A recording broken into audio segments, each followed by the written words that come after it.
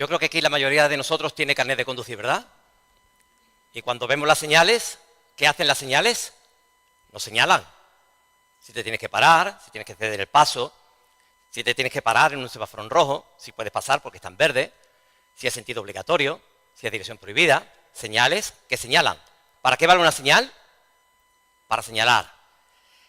Pues bien, el Evangelio de Juan, que como todos sabemos, los que estamos familiarizados con la palabra del Señor, sabemos que es distinto al resto de los evangelios, ¿verdad? De hecho, hay una categoría que la cumplen Mateo, Marcos y Lucas, que se les conoce por los evangelios sinópticos, y Juan no entra en esa categoría, no porque sea menos, sino que no entra en la categoría de una sinopsis, digamos, de relatar los hechos de una forma tan trazada como lo hacen Mateo, Marcos y Lucas. De hecho, una de las principales diferencias que existen entre el Evangelio de Juan y los otros tres evangelios es que en Juan solamente aparecen 7 milagros, mientras que en el resto de los otros evangelios aparecen cantidad de milagros, un número bastante alto de milagros. De hecho, Juan a esos milagros no les llama milagros, les llama señales, haciendo también una diferencia con los otros tres evangelistas. A mí eso me llamó poderosamente la atención y por ahí empecé a ver lo que hoy vamos a tratar. De hecho, nos vamos a ir al Evangelio de Juan, lógicamente, y al capítulo 2, porque allí tenemos la primera señal, que además el evangelista Juan, con absoluta claridad y rotundidad, dice que es el principio de señales. A mí, cuando yo leí esto, me llamó poderosamente la atención que Juan dijera que este era el principio de señales, es decir, la primera de las señales. Oye, yo no sé si estamos familiarizados con el idioma español, espero que sí, pero la primera quiere decir que es la que inicia. Por lo tanto, a mí esto captó mi atención. Y digo, bueno, si es la primera, algo tiene que haber aquí porque es una señal. Fijaos que, antes de leer el capítulo 2 de Juan, fijaos que Juan, cuando va a terminar su evangelio, en el capítulo 20, bueno, de hecho, dicen los eruditos que el evangelio primario que Juan escribió acababa aquí, en el versículo 31 del capítulo 20 de su evangelio, pero que luego decidió añadir el capítulo 21, el propio Juan. Pero fijaos lo que dice en el capítulo 20 del evangelio de Juan, en el versículo 30. Hizo además Jesús muchas otras señales en presencia de sus discípulos, las cuales no están escritas en este libro. Pero estas, las que Juan ha escrito, las que el Espíritu Santo le marcó que dejara plasmadas en su evangelio, se han escrito con propósito, señalando, como no podía ser de otra manera, las señales señalan, para que creáis que Jesús es el Cristo. O sea, fijaos, el evangelio de Juan tiene un propósito principal, que es que se crea que Jesús es el Cristo, el Hijo de Dios. Y para que creyendo, dice Juan, tengáis vida en su nombre. O sea, ya sabemos el propósito principal, primario, con el que Juan escribió su evangelio. Y es señalar a Cristo, a este como el Hijo de Dios. Y para que creamos en Él y creyendo en Él, tengamos vida en su nombre. Por lo tanto, no olvidemos esto porque es fundamental cuando vamos al evangelio de Juan. No es que los otros evangelios no tengan ese propósito, pero Juan se encarga de plasmarlo escriturariamente en su evangelio. Entonces, con esa, con esa norma o con esa regla, pues nos vamos a las señales. Hay 7 señales, algunos dicen que 8, hay distintas opiniones ahí, pero bueno, hay 7 señales en el evangelio de Juan. No hay más milagros. Claro, alguno podría decir, bueno, está el evangelio de el milagro de la resurrección. Sí, ciertamente que sí, o la señal de la resurrección de Cristo. Ciertamente que sí. Pero lo que Juan llama como señales, lo que él quiere que marquen un camino, que señalen a Jesús, son estas 7 señales que él va a narrar en su evangelio. Y fijaos que cuando él hace eso, lo hace con un propósito principal que coincide curiosamente en estas 7 señales. Claro, si lo está escribiendo con el propósito de señalar, en esas 7 señales él va a señalar lo que quiere señalar, valga la redundancia. En el capítulo 2, que es tan conocido por las bodas de Caná, está señalando que hay un nuevo pacto entre Dios y los hombres. Yo soy el que trae ese nuevo pacto, ahora desarrollaremos esta idea, porque las cosas viejas pasaron, y aquí todas son hechas nuevas. Él viene a traer algo distinto a lo anterior. No es que lo anterior no valga, como Jesús dijo en cierta ocasión, yo no he venido a anular, a abrogar la ley, sino para cumplirla, porque era necesario que la ley fuera cumplida. Jesús la cumplió y su justicia ha sido imputada a nuestro favor. Por lo tanto, Jesús es señalado por Juan en el capítulo 2, las bodas de Caná, como yo soy aquel que trae el nuevo pacto. Eso lo vemos más adelante, ¿verdad? En la última cena, que él cuando repartió el vino dijo, esta es la sangre del nuevo pacto entre Dios y los hombres. La segunda señal está en el capítulo 4 y es la curación del hijo del oficial del rey. Ahí señala, yo soy quien tiene poder para sanar. Y no solamente tiene poder para sanar, sino que incluso la distancia no es obstáculo. Ya sabéis que cuando, no lo vamos a leer por amor al tiempo, pero bueno, quienes conocemos esa historia, sabemos que aquel oficial del rey le pidió que sanara a su hijo que estaba enfermo en su casa. Y no fue necesario que Jesús se trasladara allí, sino que dio la voz o dio la palabra de sanidad y aquel hijo fue sanado. Yo soy aquel que tiene poder para sanar y no hay obstáculo entre la enfermedad o cualquier otra cosa y yo. La siguiente señal, la tercera, está en el capítulo 5 y es en la curación del paralítico. El paralítico, por si alguien no lo recuerda, fue sanado en el día del sábado. Y Jesús enseña allí, yo soy el Señor del sábado. El sábado fue creado por mí. Yo soy el Señor del sábado. Tercera señal. La cuarta señal está cuando Jesús caminó sobre el mar, en el capítulo 6 de Juan. De hecho, allí Jesús pronunció aquellas palabras cuando sus apóstoles temían porque creían que era un fantasma. ¿Qué le dijo Jesús? Yo soy, no temáis. Yo soy capaz de dominar absolutamente todo. Soy capaz de dominar el andar sobre el agua, soy capaz de calmar el viento y no hay ningún problema. Yo soy, no temáis. Cuando hay tempestad en nuestra vida, Jesús nos dice, yo soy, no temáis. La siguiente señal está en el capítulo 9, en la sanación del ciego. En el capítulo 8, Jesús había estado hablando, yo soy la luz del mundo. El que me sigue a mí no andará en tinieblas. A continuación de eso, demuestra que verdaderamente Él trae luz en medio de la oscuridad, sanando a aquel ciego de nacimiento. Yo soy la luz del mundo que alumbra a todos los hombres. El que anda en mí no andará en tinieblas. Y la última señal, porque las señales en el Evangelio de Juan terminan en el capítulo 11, justo en la mitad de su Evangelio ya no hay más señales. La última, digo, está en la resurrección de Lázaro, que no podía faltar, evidentemente. Si yo os preguntara, está en el capítulo 11 de Juan, si yo os preguntara cuál es la señal aquí, yo soy la resurrección y la vida. El que aún esté muerto, si cree en mí, vivirá. Aparece otra vez el yo soy. Por lo tanto, esto es muy importante, que tengamos un concepto muy claro de lo que son las señales del Evangelio de Juan, que señalan a aquel que es quien yo soy. El yo soy del Antiguo Testamento, ahora ha venido y está en medio de los hombres. Yo soy. Pues teniendo esto en la mente, estaremos de acuerdo que si hay un primer milagro, oye, pues deberíamos estar atentos a ese primer milagro, a esa primera señal que aparece en el Evangelio de Juan. Y esta justo está en el capítulo 2. Y justo Jesús no podría haber cogido mejor manera de principiar o comenzar su ministerio haciendo una señal en medio de ¿qué? En medio de una boda. En medio de una boda. Jesús escoge comenzar su ministerio en una boda.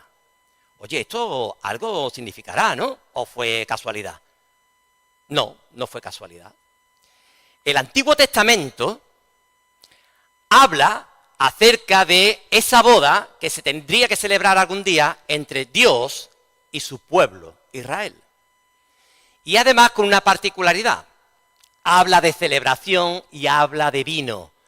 En el Antiguo Testamento, cuando se nos habla acerca de la venida del Mesías, se nos está hablando acerca de esa boda, ya se nos antecede de esa boda, y además se nos habla de vino, porque el vino en el Antiguo Testamento está muy relacionado con el gozo, con la alegría. Vamos a leer algunos versículos que tenéis algunos de vosotros que yo os he repartido esta mañana, antes de empezar la reunión, para que veamos el simbolismo que tiene el vino y cómo está altamente relacionado con la llegada del Mesías. Por eso es que Jesús escoge principar su ministerio, por si no lo sabíamos, en una boda, precisamente. Amós 9, 13 y 14. Sí, por favor, hay distintos, vas a tener que estar pasando el micrófono. Amós 9, 13 y 14.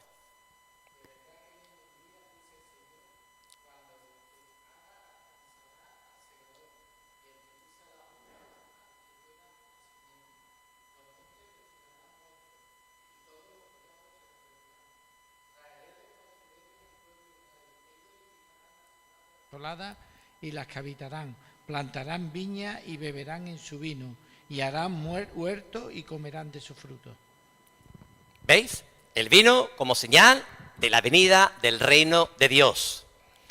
Joel 3, 18.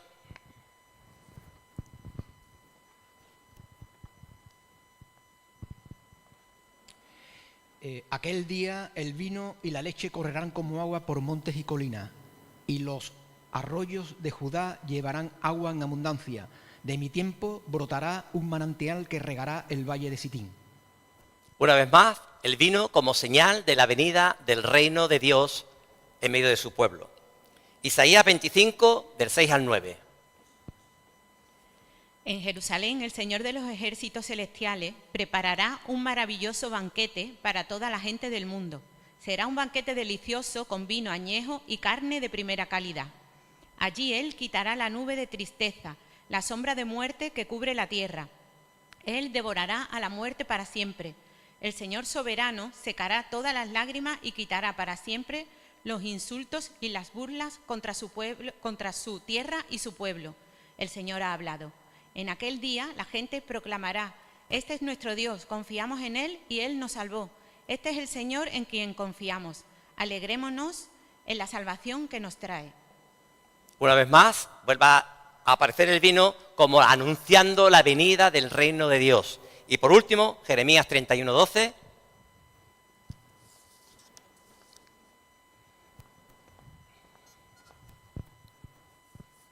Y vendrán con gritos de gozo en lo alto de Sión, y correrán al bien del Señor, al pan, al vino, al aceite y al ganado de las ovejas y de las vacas. Y su alma será como huerto de riego, y nunca más tendrán dolor. Como veis, el vino efectivamente es una señal de gozo, de manifestación de alegría, y está muy relacionado con la venida del reino de Dios. ¿Os acordáis lo que Juan decía cuando anunciaba la venida del Mesías? Juan el Bautista me refiero. El reino de Dios se ha acercado, o se acerca. Jesús cambió aquella frase y dijo: el reino de Dios está entre vosotros. Ya había llegado el tiempo. ¿Veis? No había mejor manera de empezar Jesús su ministerio con una boda.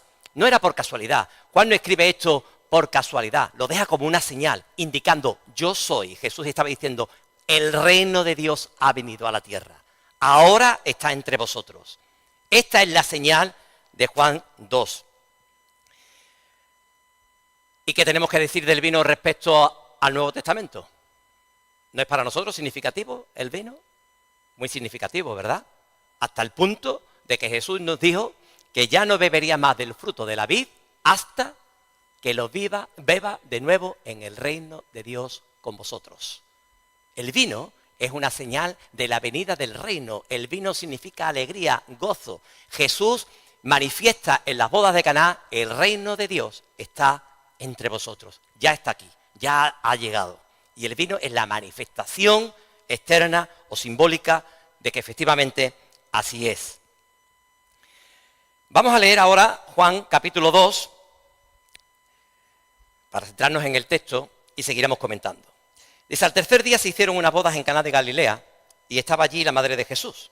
Y fueron también invitados a las bodas Jesús y sus discípulos. Y faltando el vino, la madre de Jesús le dijo, no tienen vino. Jesús le dijo, ¿qué tienes conmigo, mujer? Aún no ha venido mi hora. Su madre dijo a los que servían, haced todo lo que os dijere. Y estaban allí 6 tinajas de piedra para agua, conforme al rito de la purificación de los judíos, en cada una de las cuales cabían 2 o 3 cántaros. Jesús les dijo, llenad estas tinajas de agua, y las llenaron hasta arriba. Entonces les dijo, sacad ahora y llevadlo a maestresala. Y se lo llevaron. Cuando el maestresala probó el agua hecha vino, sin saber él de dónde era, aunque lo sabían los sirvientes que habían sacado el agua, llamó al esposo y le dijo, todo hombre sirve primero el buen vino, y cuando ya han bebido mucho, entonces el inferior. Mas tú has reservado el buen vino hasta ahora. Este principio de señales hizo Jesús en Caná de Galilea y manifestó su gloria. Y sus discípulos creyeron en él. O sea, fijaos lo que Juan dice. Este principio de señales hizo Jesús en Caná de Galilea. ¿Y qué hizo? Manifestó su gloria. ¿Os acordáis de la gloria del Antiguo Testamento? La presencia en el tabernáculo, la Shekinah. Ahora esa gloria de Dios se está haciendo visible en medio de los hombres. Jesús encarna a Dios y con él toda la gloria. Lo que estaba allí ocurriendo era el inicio del reino de Dios aquí en la tierra. Claro, alguno dirá, pero Juan, mira, aún no reina Jesús en la tierra. Sí, pero créeme que reinará. Créeme que reinará. El reino de Dios ya comenzó allí. Por eso Mateo habla mucho acerca del reino de Dios o el reino de los cielos como algo, digamos, simbólico que ahora representamos en parte la Iglesia y en parte los confesantes del Evangelio. No se sabe si creyentes ciertamente o no, pero al fin y al cabo el reino de los cielos fue traído e instaurado por Jesús aquí en la tierra. Y mirad, hay simbolismos aquí que son muy importantes. Las tinajas de agua. Aquí aparecen las tinajas, 6 tinajas de piedra para agua. Y dice Juan, conforme al rito de la purificación de los judíos. ¿Qué simbolizaba el agua para un judío? El agua simbolizaba la limpieza. Por eso tenían allí 6 tinajas destinadas al rito de la purificación de los judíos, donde se lavaban las manos antes y después de comer. Era un ritual tremendo. Bueno, no me voy a detener en los detalles, pero algunos tienen hasta que reírse de las costumbres y los rituales y las manías que empezaron a coger los escribas, los fariseos, los sacerdotes. Era terrible, el lavado de manos era obligatorio. De hecho, ¿os acordáis que a Jesús en cierta ocasión se le acusó de no lavarse las manos? Era bueno, te tienen que pasar un minuto, lavarse hasta aquí, era una barbaridad. No voy a comer mucho tiempo de aquí. Pero, ¿qué significaba el agua? Cuando Juan escribe aquí acerca de las tinajas, hay una señal del agua para limpiar. Jesús viene a decir que eso ya quedó atrás, que el agua va a ser convertida en vino, que va a traer ahora el cumplimiento de la ley. No es ya lavarse las manos para tratar de estar limpios por medio de rituales. Ahora, ¿quién nos va o qué nos va a limpiar? La sangre de Jesús. El agua no tiene ya ninguna validez. Los rituales, los ritos, las costumbres, la religiosidad, todo, absolutamente todo eso, queda atrás, ya no vale. Era imagen de lo que estaba por venir, como dice el autor de Hebreos. Todo señalaba a Jesús. Ahora somos limpios por medio de la sangre de Jesús, lo cual el vino simboliza. Pero no sé si os habéis dado cuenta del detalle que dice, llenad estas tinajas. Las tinajas deberían haber estado llenas, en principio, porque ese era su uso, pero estaban vacías. ¿Por qué? ¿Por qué nos dice llenad? ¿Por qué Juan no se le escapa ese detalle? Porque al fin y al cabo aquello estaba vacío. La religión está vacía si Cristo no está presente. Los rituales, las costumbres, lo que queramos cumplir, donde queramos ir, los sacrificios que queramos hacer, nada de esto tiene ya ningún valor, porque para eso vino Cristo. esas tinajas vacías apuntan a que todo queda en nada. Ahora el valor está en Cristo Jesús, el cual tiene poder para limpiarnos por medio de su sangre preciosa. La falta de vino. ¿Cómo se le ocurrió a este novio, porque la responsabilidad era del novio y de su familia, que le faltara vino? Aquello era una vergüenza terrible. Aquello era, bueno, no sé si sabéis que las bodas judías duraban incluso hasta una semana. Y había una previsión por parte del novio y de su familia, pero especialmente el novio era el máximo responsable de que allí no faltara el vino, porque el vino simbolizaba la alegría. El vino era el símbolo por excelencia en una boda. Y aquello era vergonzante lo que estaba ocurriendo. Iba a pasar, Caná de Galilea era una aldea, era un pueblo bastante pequeñito. Imaginaos lo que hubiera sido para este hombre pasar a la historia de su comunidad como aquel que en su boda no sirvió vino suficiente. Oye, ¿y por qué está esto escrito aquí? A mí me llama también poderosamente la atención por qué está escrito esto aquí. ¿Vosotros creéis que aquel hombre se había empeñado en que las cosas salieran bien? Seguramente que sí. Pero ¿sabéis qué pasa? Que las cosas algunas veces se tuercen y no salen como esperamos. Hay quien piensa que igual Jesús se presentó allí con 6 discípulos, eran 7 personas, quizás fue inesperado y el vino faltó. No se sabe la razón exactamente, pero el vino faltó. La previsión de aquel novio falló. Y eso es lo que nos pasa a nosotros cuando queremos tener tan controladas las cosas de nuestra vida. Queremos tenerlo todo al detalle, que no se nos escape nada. Ay, esto, ay, lo otro, ay, lo demás para allá, y yo tengo que ir, y tengo que hacer, y tengo que estar aquí, y tengo que estar allí. Queremos tenerlo todo bajo control. Pero ¿sabéis qué? Que de golpe y porrazo las cosas cambian. Te viene una enfermedad que no esperabas, te viene una situación económica inesperada, te viene un problema familiar sorprendente. Por mucho que nos empeñemos en tener las cosas controladas, nada está bajo nuestro control. ¿Tú eres capaz de decirme que dentro de 10 minutos vamos a estar con vida? Perdóname que te diga, pero no. La vida no es como nosotros creemos o imaginamos que debe ser. La vida, como dice la canción, te da sorpresas. Sorpresas que muchas veces son muy desagradables. Ahora bien, para aquel novio todo estaba escrito para llevarlo a la vergüenza en medio de su comunidad, en medio de sus invitados. Los dicharacheros del pueblo hablando, vaya, vaya. Quedaría marcado, y creedme que esto era así, si no os vais a cualquier libro de costumbres judías y veréis que era así. Esto, lo que estaba pasando allí era muy grave, extremadamente grave, para marcar el sino de esa familia, especialmente del novio. Todo llamaba para ir a la vergüenza. ¿Pero qué marcó la diferencia? ¿Qué cambió? Que Jesús estaba allí. Y lo que en principio llevaba a vergüenza, ¿trajo qué? Honra. Honra. Porque ya veremos al final cómo termina la historia, que la sabéis, ¿verdad? Que el vino de calidad excelsa fue puesto al final. Lo que estaba llamado a ser una vergüenza pasó a ser honra. ¿Por medio de quién? De Jesús. Jesús marca la diferencia. Jesús marca la diferencia. Mirad, muchas veces, a mí se me imaginaba esta escena, podemos invitar a Jesús en nuestra vida. De hecho, allí estaba invitado. Se nos dice al principio que también estaba invitado Jesús. Y podemos invitar a Jesús en nuestra vida. Pero Jesús tiene 2 opciones en esa invitación. Puede estar sentado y aislado, o bien puede participar. Yo prefiero que en mi boda participe. Aunque a pesar de que esa participación sea motivada por un problema. Yo quiero que Jesús esté presente. Si esa participación de Jesús va a venir porque voy a pasar por una enfermedad, oye, créanme, mejor que esté Jesús presente.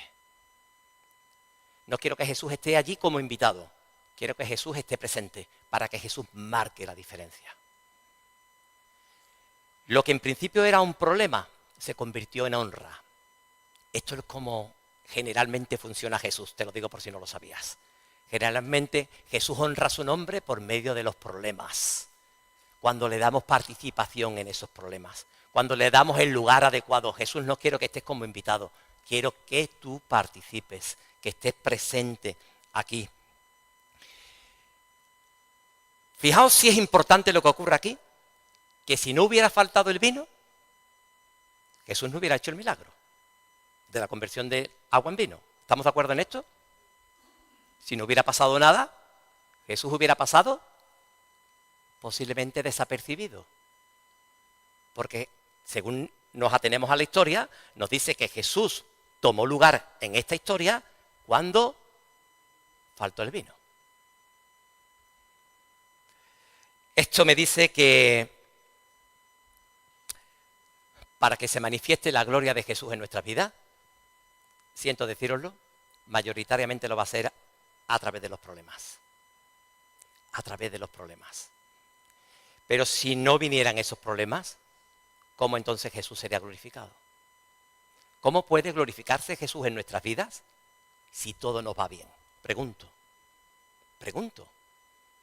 Si todo es satisfacción, si todo está bien, si no tenemos problemas de enfermedad, si no tenemos problemas de familia, si no tenemos problemas económicos, laborales, de la índole que sea, da igual. ¿Cómo va a manifestar Jesús su gloria? Pasará como en la boda. Si nos falta el vino, no hay manifestación de gloria.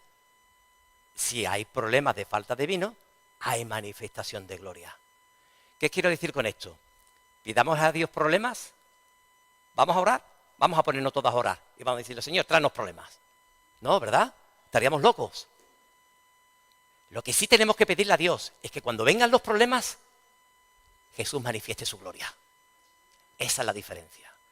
Cuando vienen los problemas. En el mundo tendréis...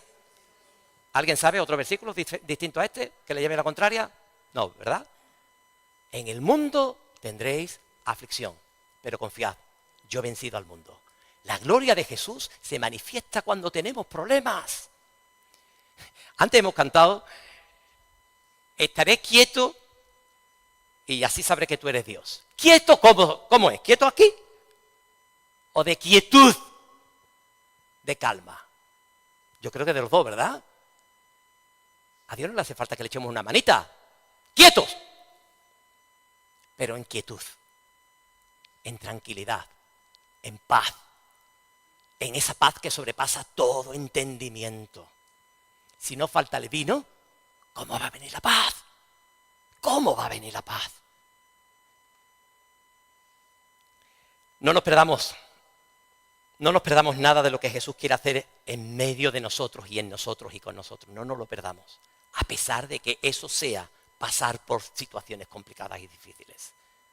Pero no nos perdamos lo que Jesús quiere hacer en nuestra vida. Cuando estemos pasando por esas situaciones, digámosle, Jesús, glorifica tu nombre en medio de esta situación. Glorifica tu nombre en medio de esta situación. Porque si no hacemos eso, estaremos pecando de soberbios, de autosuficientes, de orgullosos y de lo que es peor, independientes.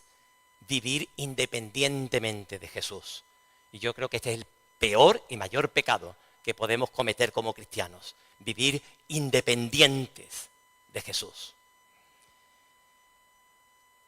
Ahora bien, cuando Jesús actúa, ¿qué pasa en nuestra fe? Oye, qué curioso que esté siempre relacionado que Jesús actúa en los momentos más difíciles y más complicados, cuando hay problemas y dificultades. ¿Qué pasa? Que nuestra fe, ¿qué? Crece. Mirad, no hay ni un solo versículo en la palabra de Dios que nos diga que nuestra fe va a crecer cuando todo va bien. Ni uno. Y existen muchos donde nos dice que nuestra fe va a crecer cuando las cosas están difíciles y complicadas. De hecho, precisamente los discípulos, que se nos dice al final de este pasaje,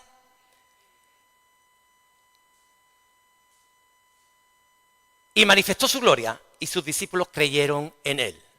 Los discípulos no creyeron en él en este momento. Estamos de acuerdo en esto, ¿no? Ya habían creído. Estos 6 discípulos se supone que eran Pedro, Juan, Andrés, Santiago Felipe y Natanael. Se supone que eran estos 6 primeros discípulos que acompañaron a Jesús. Ellos ya habían creído en Jesús. De hecho, así se lo habían manifestado a él. Natanael se lo había dicho anteriormente a este capítulo. Por lo tanto, Juan no quiere decir que en aquel momento creyeron en él. ¿Qué es lo que quiere decir entonces Juan? ¿A qué señala Juan? A que su fe se reafirmó, creció, dio un paso más.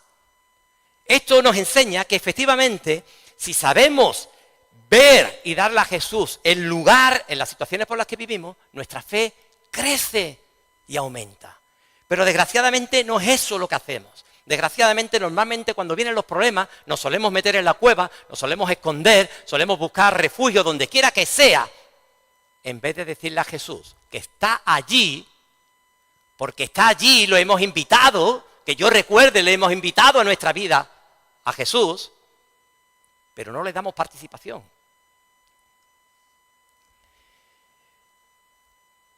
Ahora bien, qué diferente es cuando Jesús obra, ¿verdad?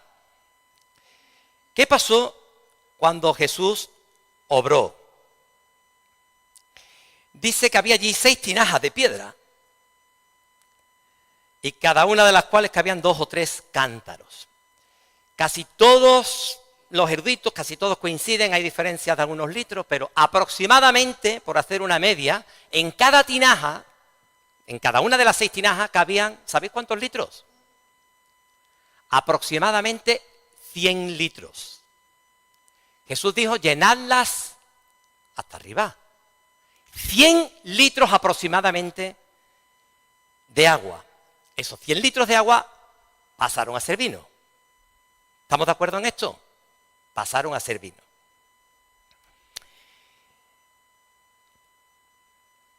Vamos a poner una imagen.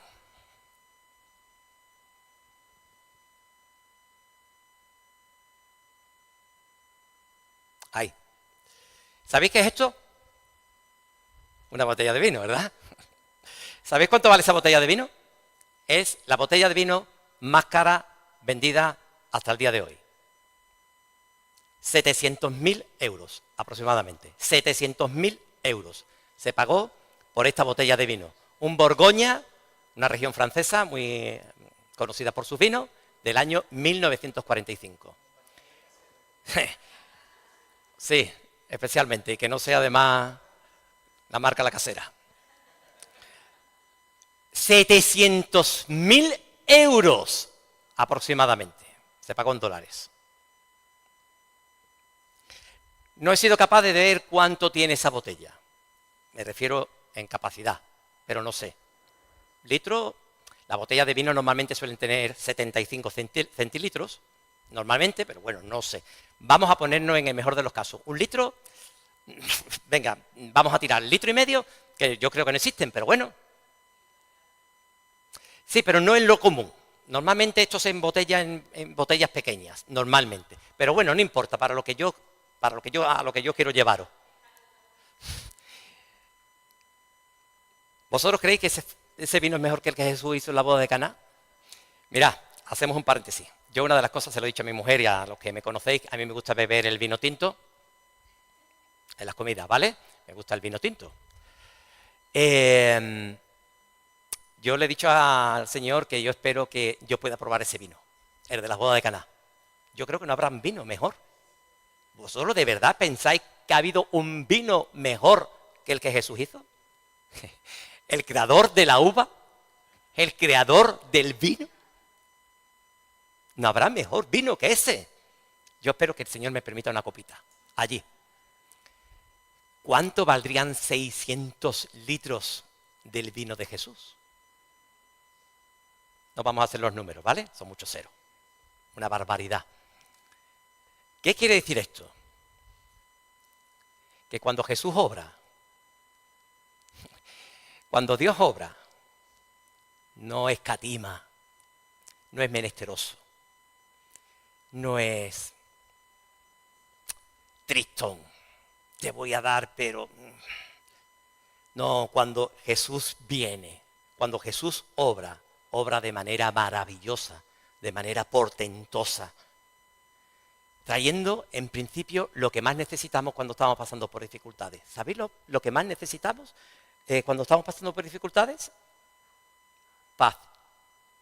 Por eso Jesús dijo, en el mundo tendréis aflicción, pero confiad, yo he vencido al mundo.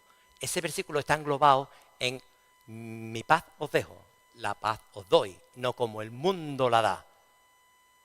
No hay mejor cosa que recibir la paz del Señor. Por eso Pablo también nos dice en aquel texto famoso, por nada estéis afanosos, sino sean conocidas vuestras peticiones en toda oración y ruego con acción de gracias. Y dice a continuación, y la paz de Dios que sobrepasa todo entendimiento, guardará vuestros pensamientos y vuestros corazones en Cristo Jesús. Jesús nos está ofreciendo el regalo de la paz. No hay mejor regalo que la paz cuando uno está en medio de la tormenta.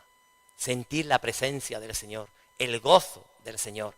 Aquel versículo famoso que dice que el gozo del Señor es vuestra fuerza. Eso es lo que el enemigo nos quiere robar. Cuando Él viene en las dificultades, lo primero que nos quiere robar es nuestro gozo, es nuestra paz. Y por ahí nos ataca. Efesios 3:20, y ya con esto vamos a terminar, de verdad. Efesios 3:20 dice, y aquel que es poderoso para hacer todas las cosas, mucho, no un poco, no una mijita, que decimos aquí, mucho más abundantemente, que yo no sé cómo en una misma frase pueden aparecer mucho y abundantemente. No sé, que me lo expliquéis. Mucho y abundantemente, en la misma frase. Pues eso es lo que Pablo usa. Esto nos recuerda a Juan 3:16, ¿no? Porque de tal manera amó Dios al mundo, no encontró a Juan, ¿qué palabra uso? ¿Qué cojo? Pues Pablo dice, las cosas mucho más abundantemente de lo que pedimos o entendemos, según el poder que actúa en nosotros. No nuestro poder, sino el poder que actúa en nosotros, que es el poder de Dios, el cual da a todos abundantemente y sin reproche. Es necesario que nos quedemos con este pensamiento. A mí me encantó ver era algo que yo no había meditado acerca de las bodas de Caná. Ver cómo algo tan sencillo a priori como una boda señalaba tantas cosas. Señalaba ese poder maravilloso de Jesús, un poder transformador, un poder de satisfacción, de alegría, de gozo, de paz. Todo aquello que Dios ha prometido en su palabra para nosotros. Ahora la pregunta es,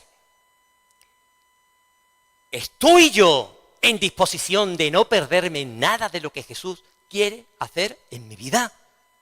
¿De verdad mi corazón está ahí, en ese momento en que le he dicho a Jesús, Jesús, no quiero perderme nada de lo que tú quieras hacer en mi vida? Pase lo que pase, venga lo que venga. Pero no detengas tu mano, no detengas tu mano. Sigo obrando para gloria de tu nombre, porque eso es lo que pasó allí, que se glorificó, que se dio la gloria de Jesús. Todo apuntaba a Él, y nuestras vidas tienen que apuntar a Él.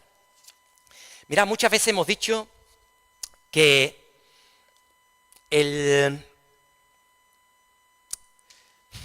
que somos un grupo pequeñito, el que se mantiene ahí firme. Es que ha sido siempre igual. Es que Dios siempre ha funcionado con remanentes pequeños, siempre. Mirad el Antiguo Testamento, mirad el Nuevo. Un remanente fiel. La pregunta es, ¿formamos tú y yo parte de ese remanente pequeño? Esa es la pregunta. Porque si estamos fuera del remanente pequeño, seguramente nos estemos perdiendo lo que Jesús está haciendo en medio de su obra. Y yo no estoy dispuesto a perderme nada. No estoy dispuesto a perderme nada. Yo estoy pasando por dificultades. En mi casa estamos pasando por dificultades. Pero yo no quiero perderme nada. No quiero perderme nada de lo que Jesús quiere hacer. No quiero absolutamente nada. Quiero darle el lugar allí en mi boda. Quiero que esté, no solamente que esté presente, sino que obre y que convierta el agua en vino para gloria de su nombre. Vamos a orar. Padre, glorificamos tu nombre, Señor, porque no hay mejor cosa en nuestra vida que nos haya pasado que conocerte, Señor. Jamás, jamás, jamás tendremos palabra para agradecerte que tú hayas venido en rescate de nosotros, Señor. Te lo agradecemos, Dios. Te agradecemos profundamente el amor que tú has tenido por medio de tu Hijo Jesucristo, Señor. Gracias, Señor Jesús. Gracias por haber entregado tu vida en rescate por la nuestra, Señor. Gracias porque verdaderamente el haberte conocido ha cambiado nuestra vida. Tú has marcado la diferencia, pero queremos que sigas marcándola todos los días de nuestra vida. Marca tú la diferencia para gloria de tu nombre, Señor. Rogamos también, oh Dios, que si en este lugar, si ahora mismo aquí en este grupo, hay alguien que aún no ha conocido a Jesús, que aún sigue haciendo planes, que aún sigue pensando que lo tiene todo bajo control, que aún sigue viviendo como si no pasara nada, que aún sigue creyendo que tiene vino para satisfacción de lo que venga, que se dé cuenta de que la vida puede cambiar en cualquier momento, Dios. Que tu Espíritu Santo toque su corazón y lo lleve a los pies de Jesús. Porque en Jesús sí que hay satisfacción y seguridad plenas, absolutas, Dios. Clamamos para que si hay aquí algún alma que aún no se ha entregado a Jesús, hoy sea el día aceptable de salvación, Señor. Y pueda creer que verdaderamente Cristo Jesús entregó su vida en rescate por la suya. A los que ya te hemos conocido, Dios, sigue obrando, no pares, sigue obrando. Queremos ver tu mano de poder en medio de nuestras vidas, para que tu nombre sea glorificado, Señor. Anula lo que quieras de nosotros, quita de nosotros lo que estorbe, absolutamente todo, Dios. Estamos dispuestos a renunciar, y si no estamos dispuestos, tuerce tú, fuerza tú nuestra voluntad, Dios, para que tú glorifiques tu nombre en medio de nosotros, Señor. Estas cosas las oramos, Señor, en el nombre de aquel que es sobre todo nombre, en el nombre de Jesús. Amén.